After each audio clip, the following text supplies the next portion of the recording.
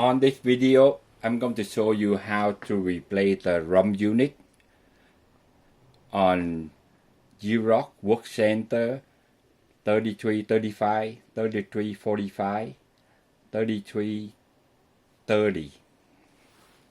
Just open the front cover. First, you need to remove the toner cartridges, and then remove the ROM unit.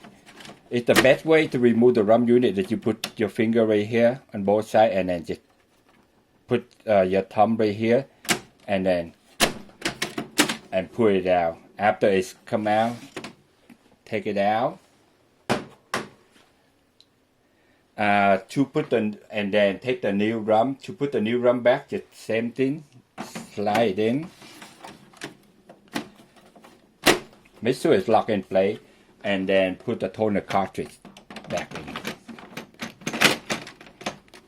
and close the front cover.